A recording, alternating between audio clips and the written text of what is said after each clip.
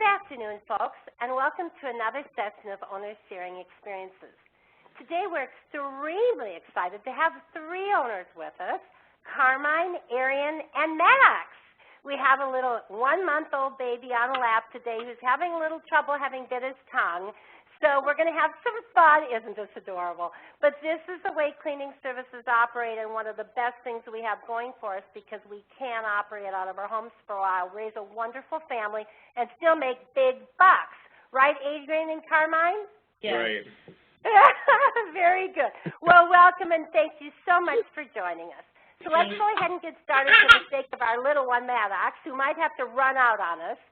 Adrianne and Carmine, tell us a little bit about your business, when you started, what happened, and what point you were at the beginning of this year, Carmine. So we started about, we officially incorporated in May of 2011, but Adrianne had been doing it on the side up until then, and it was mainly just like a side income type thing, and then she started getting a lot of referrals and brought on some help, and I was doing another business, and right about the time that we incorporated, I jumped over both, to try and help her grow the business, and she got pregnant with this little guy, and so we had to decide whether we wanted to get bigger and hire people and turn it into a real business, or slow it down. And so we decided to go the get bigger route. Which is obviously a good call on your part. I don't know why anybody would go backwards. Yeah.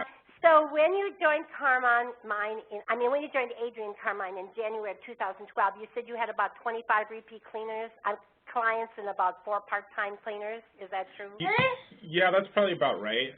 We had some really super loyal clients that Adrianne had for a long time, and they and almost all of our business was just referrals from really those clients. And so we had started getting some from online, but it was mainly her clients that she's had, and then she had a couple part-time people. Perfect. Well, you were mostly solo models then because you were part-time people, correct? Right. Yeah. Very good. And you said you paid kind of a combination of by the hour and by the job.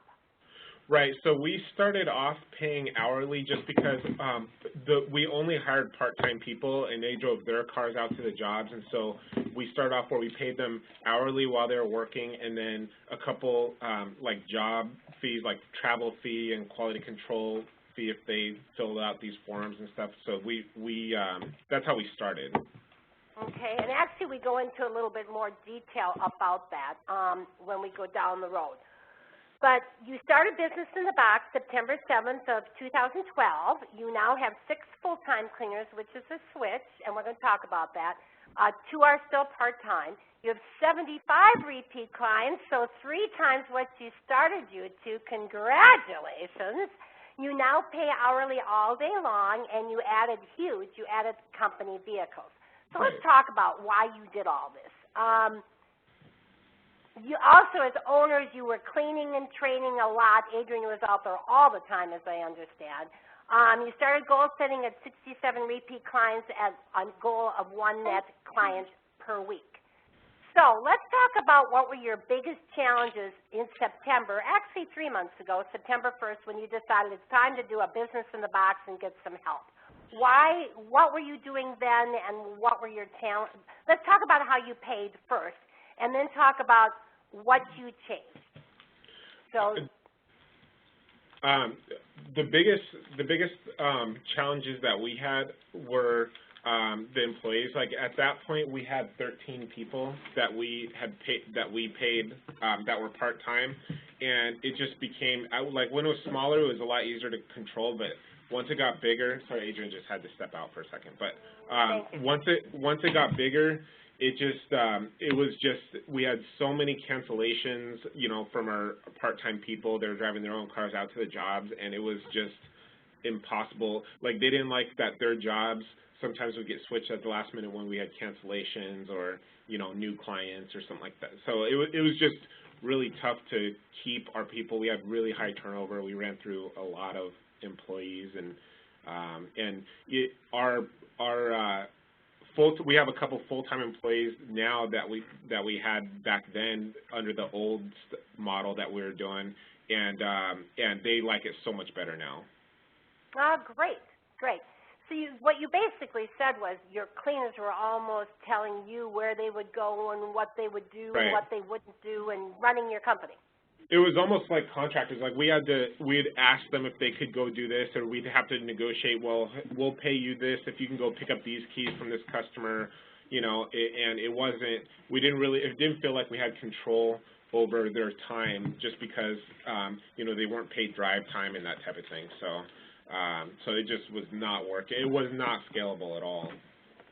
Yeah, I think that's interesting that you thought you couldn't get any bigger if you continued to grow under that model. Yeah.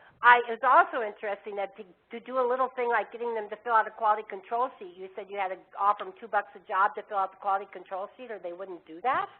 Well, we could have required it as just part of the job, but we thought that would be a good way of incentivizing them to do a good job, and then, make sure they give us back really detailed notes, and then they'd take ownership of the job if they didn't do a good job. But then we found out that didn't really matter because they do a bad job and still fill out the control form anyway, and then, wouldn't want to go back out and fix it on their own time. And so it didn't really work out the way we were thinking it would. Probably a book in that one. It's such a common theme with all companies, Adrian and Carmine. I mean, it's just common. It just doesn't work that way. So you changed or decided kind of to change a lot, and you offered your cleaners, you did tell them what you wanted to do and offered them the choice of doing it. What did you offer to them? What were the changes that you made? So we had a couple really good, good quality employees, they did great jobs, and we decided to make them team leads, and we told them, we pay them hourly drive time. They just come in the morning at 7:30, pick up their jobs for the day, take the company car out to go do the jobs, and then come back in at the end of the day and turn in the keys and the jobs and everything. And but then for the general partners, they'd be paid $10 an hour, and then the team leads on the team would be paid $12 an hour. And so, but with a three-person team, they could do 4 or 5 jobs in a day. We'd have complete control over their schedule. We can have them go take care of a job if we have to go back out and catch something that was in, for example, or just give us a lot more control.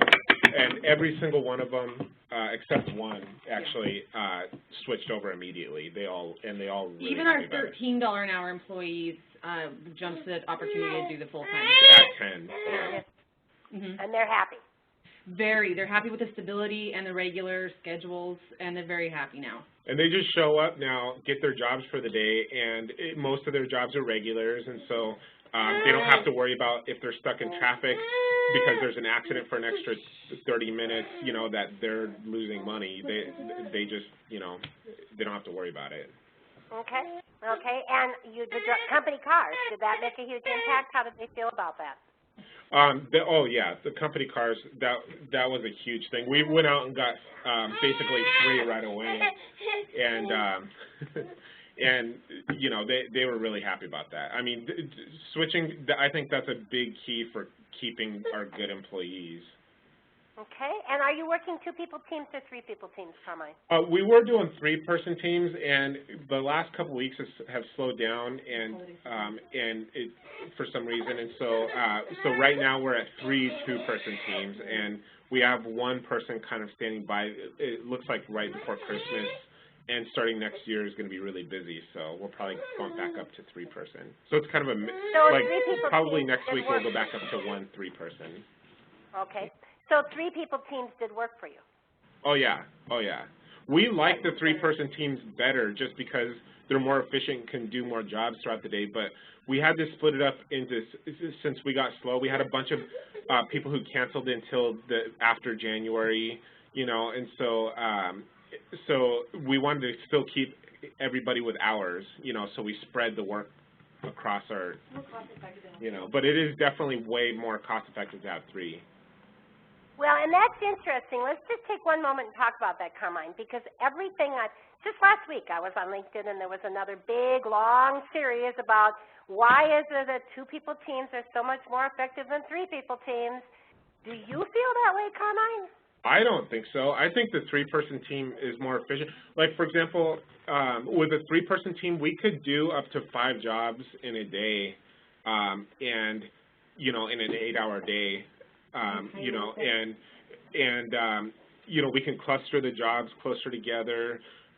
It seems like it really, we're kind of working on that right now, like tracking their drive time, but you know, the car and the gas cost is just about the same, you know, whether you have 2 or 3 people. The only time it really doesn't make sense is if you have really long drive time, like a half hour or 45 minutes, you know, drive time between jobs is when it starts costing a lot. Not being cost effective. Yeah. Okay. Okay. And are they pretty big size houses, since you said you could do about 5 a day? I mean, my 3-people teams did 6 jobs. Do you think your people will get up to that? It depends. Like, so our 3- and 4-hour jobs that we budget, like a 3-hour job with 3 people would be 1 hour, for example. You know, we could probably do 6 small jobs. We do a very wide range, Yeah. we have our locations. We have far away locations. Yeah, like we have, there's a couple issues with it. One, we're trying to get better at clustering the jobs closer together. Because of the way we started with, you know, part-time people, we were able to cover a huge wide area because we just scheduled jobs where our cleaners lived. And now that we're not doing that, everybody comes into the office, picks up cars, and then drives out. So there's a long, you know, we're kind of spread out over a large geographic area. We service about 5 different towns in this area, so it does take quite a bit of a time driving. Yeah. Okay. So once we're able to get it clustered more, and I think once we get a little bit more efficient on, you know, with our cleaning, the more we implement our training through the, you know, through the videos and that type of thing, I think we could probably get it up that high.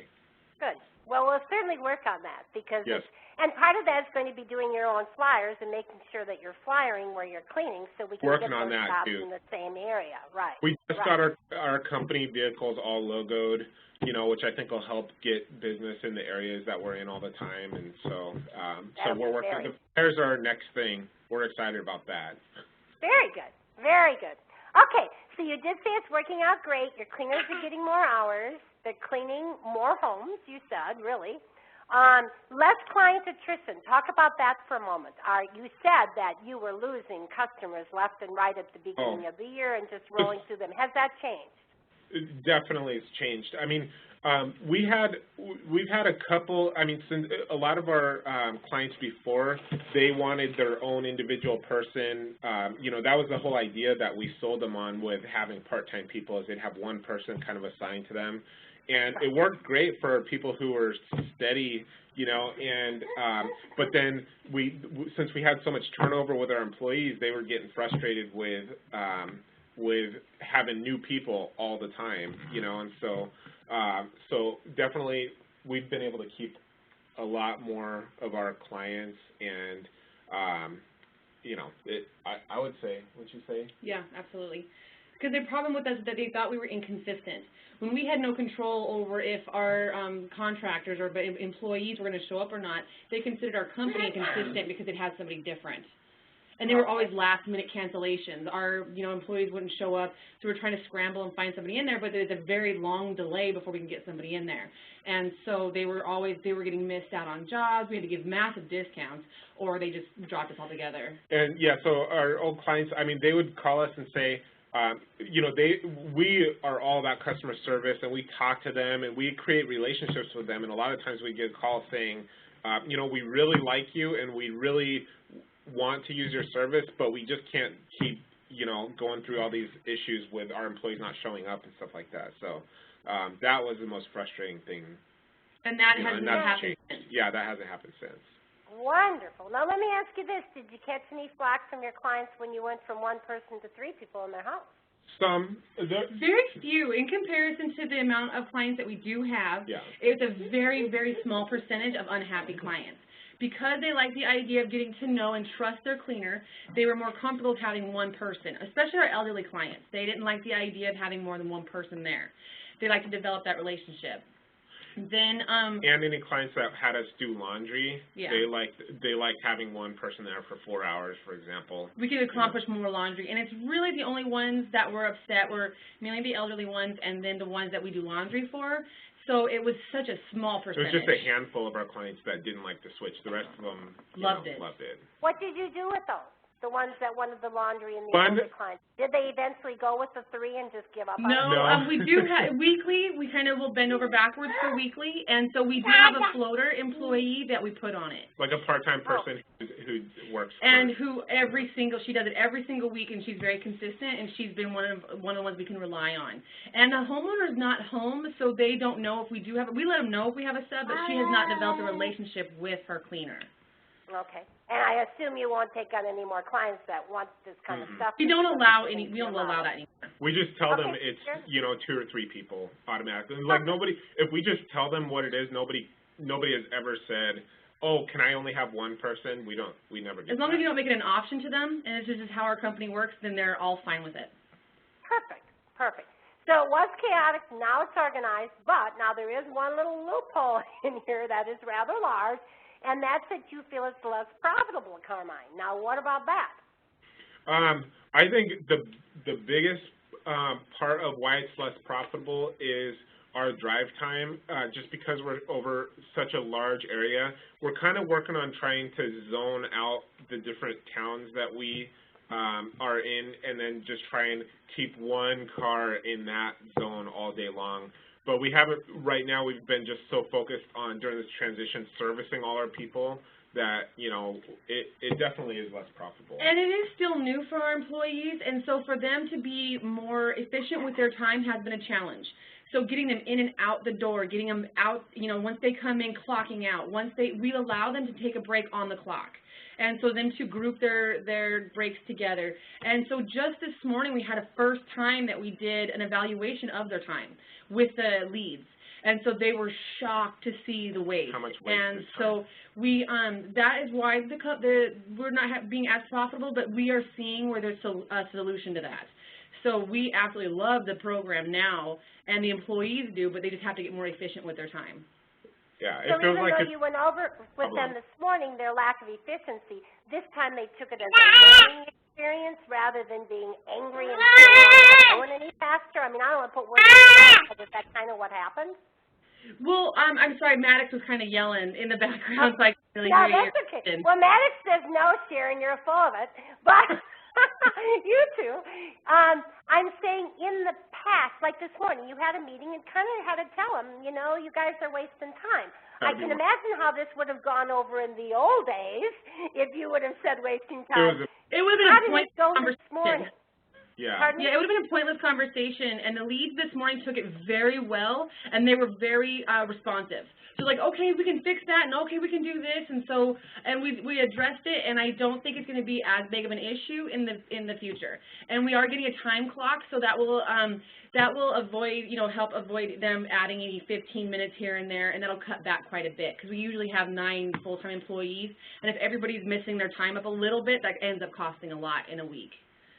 So it's just more efficient on our part and theirs. Very good. Very good. Okay, so your biggest challenge 2 months ago was the high turnover. Now you said you have 4 really good employees since this started, or is it 6 really good employees? We have 5 really good employees now. 5, which is enough for your base, right, of 75 clients. We the way we're kind of looking at it now that we have 3 solid teams that we don't have to worry about is as we get bigger, we'll add on a 3rd person to each one of those teams and then kind of grow like that. So we'll have 2 regular people who are consistent and who've been with the company, and then we'll add a new person in, as we get busier until we have 3-person full-time teams out before we add a 4th team in, basically. And that'll probably take you to, you're going to get close to 280 clients probably before you're going to need to add a 4th team. Yeah. Absolutely. So that's maybe even 200. I have to run those numbers. So you'll be able to just build and sit back. If your team's not great, all you have to do is sell, which will make next year considerably easier for you. Right. And you said any turnover since you started this in September has been owner-induced, not employee-induced.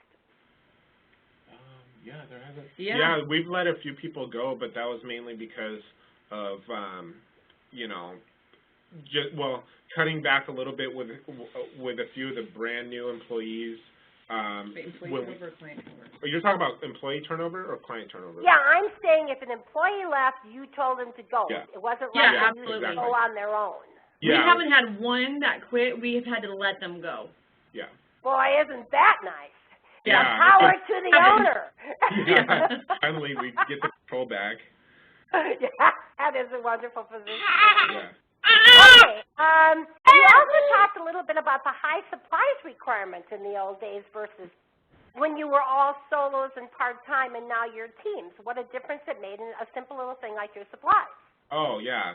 Like, before, we had to have, like, for example, we have 2 sets of vacuums, one carpet, one hardwood vacuum, or, you know, canister vacuum.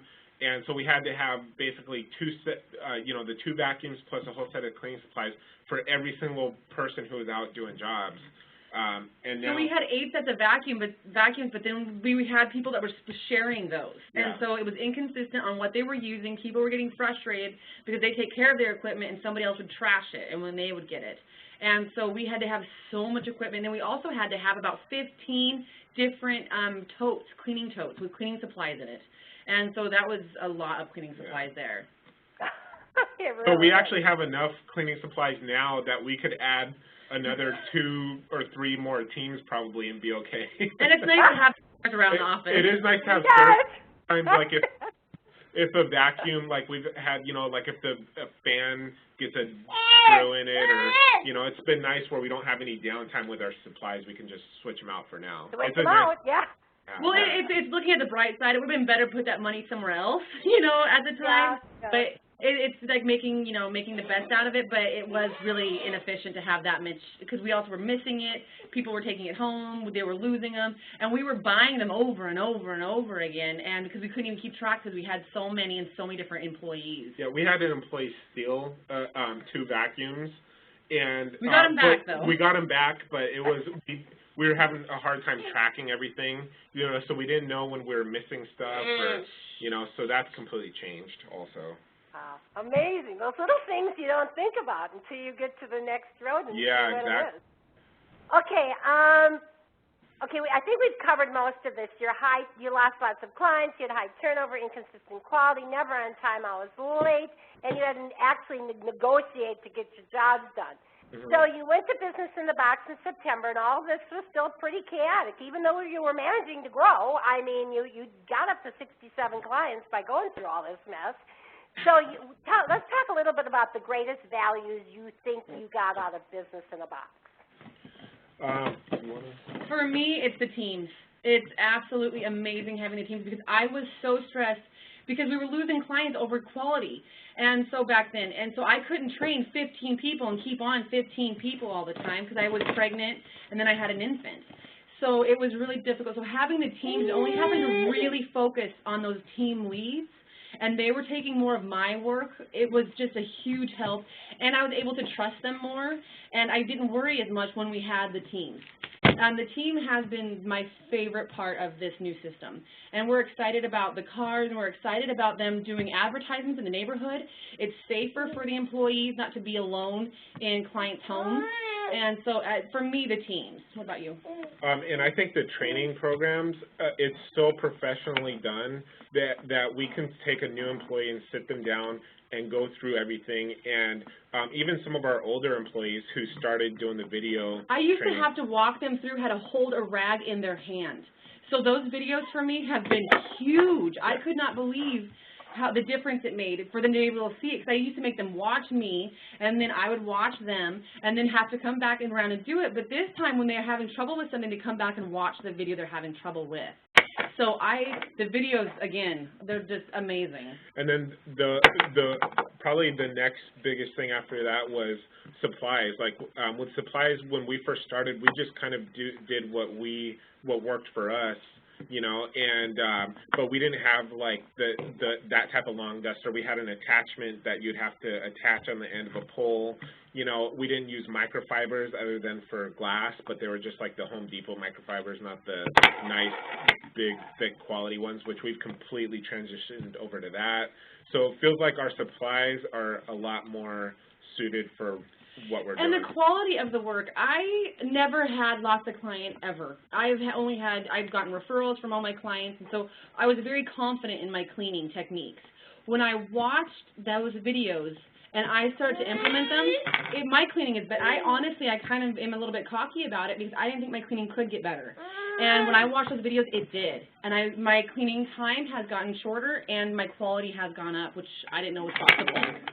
Ah, isn't that nice? That's wonderful for you to say that. Thank you, Adrianne. I think they're great, too. So how long did it used to take? Well, Chris, that's not even fair because when you had part-timers, they were cleaning the whole house.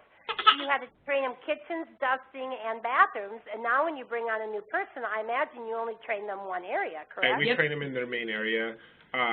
With a 3-person team, it's a little bit easier with training because with a 2-person, it's a little bit more on the lead to kind of split up some of the duties in the house.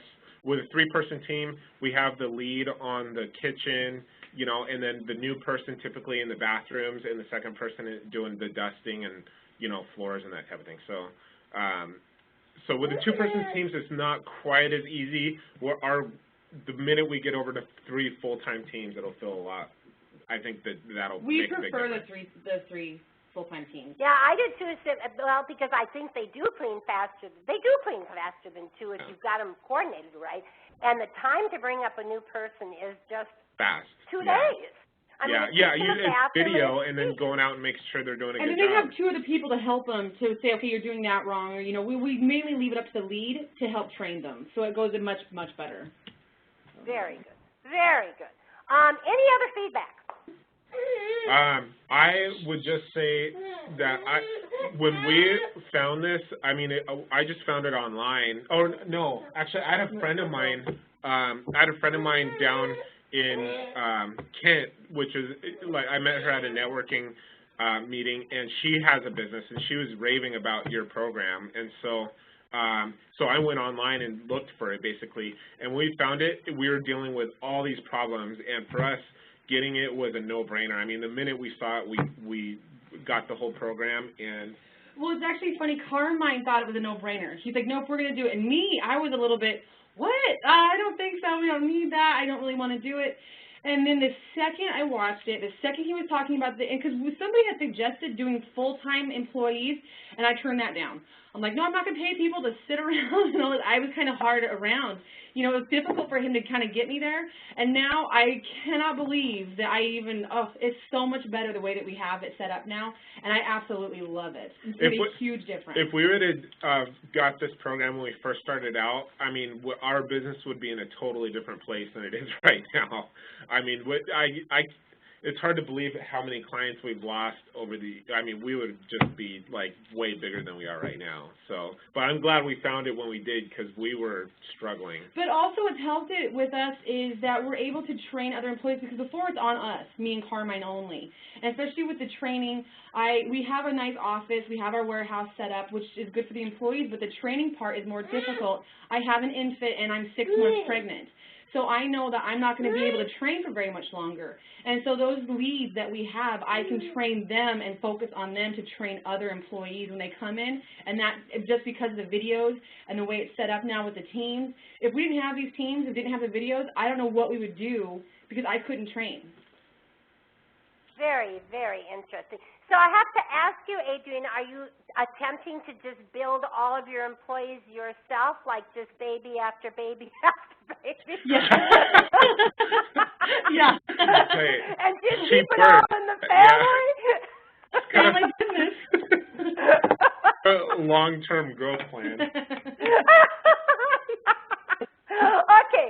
So I do think what's very interesting, and one of the reasons I wanted to do this webinar with you is the big $64,000 question is part-time, full-time, solos, teams. If you want to build a big business, and I know I'm feeding these words now because everybody who knows me knows that I have a model I absolutely believe in. But what's interesting, Adrianne, is you said you didn't think that solos and part-timers were scalable. You could not build a big business based on that. It was like, I think we got to about as big as we possibly could without, you know.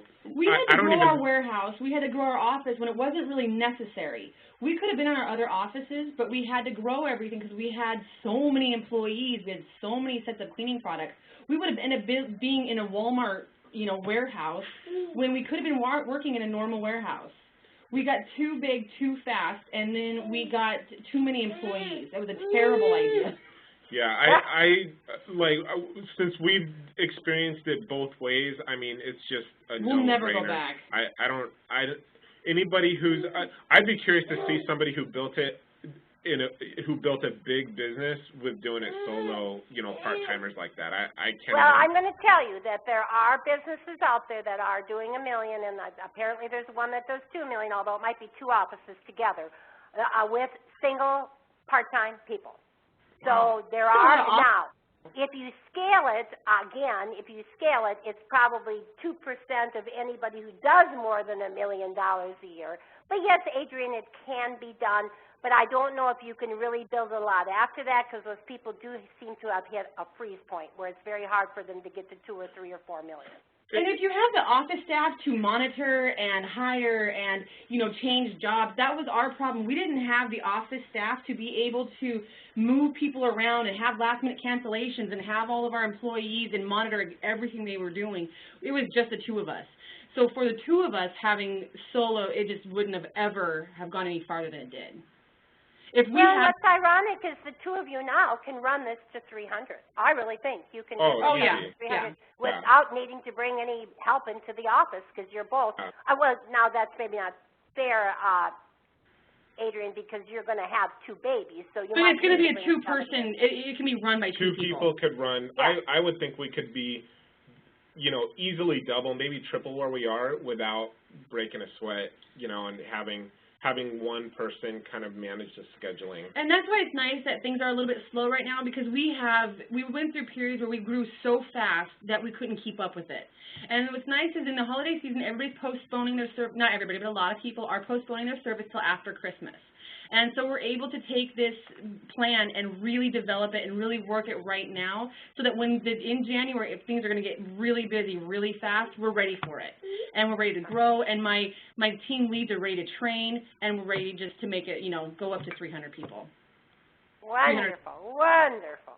And I think, I mean, my clients that do this, that are single, not the two of you, are about at 150, 175 repeat clients, and they're still doing it alone. So and that's one person. So I'm sure you guys will be fine with 250 to 300. And that's bottom line money. If you don't need people in your office, that drops right to your bottom line. I mean, it is always more profitable to cut expenses than it is to add clients, because expenses are 100% bottom line. Adding clients are 15% bottom line. Right. So you always want to watch your expenses. Okay, well, thank you so much. I don't want to take any more of Maddox's time. He's been so great. I assume that, again, I put your names up here because I asked you, but you are open to people calling you and asking you questions? Sure. Absolutely. Perfect, perfect. Well, I cannot thank you enough for your time. I am very, very excited to continue working with you. And we will talk, if not before, to Carmine and Adrianne again in December of 2013, how many clients do you want to have you to? That's a lot. I'm a little unrealistic. I want 300, and I think we could do it. I think you're a little unrealistic. I know. I just grow, like, I've seen this double overnight before, so I'm a little bit unrealistic, but I have high goals and high expectations for us. So I forgot what we wrote down there. Have you changed from 1 net per week to 2 nets per week then, I assume, in 2013? You would like to add 100? If we were adding 1 per week, then we'd hit 120 something. Carmine's realistic goal is 120 something. You know, which is adding 50 clients basically, net 50 clients by next year. And Adrianne's and mine is 175, right, Adrianne? Yeah, 175. I don't know. We'll talk in December. Yeah, we'll see. Well, I'm proud of both of you, and you should be proud of yourselves, and you can go into next year, into 2013, knowing you're well planned and you have things in place. And thank you for your time. Thank you very much. And we will talk to you when we have our next one-on-one. And my audience, I will talk to you next week when we're going to have another owner sharing their experiences with us. Thanks again, Maddox. We'll talk to y'all later. Thank you. Bye.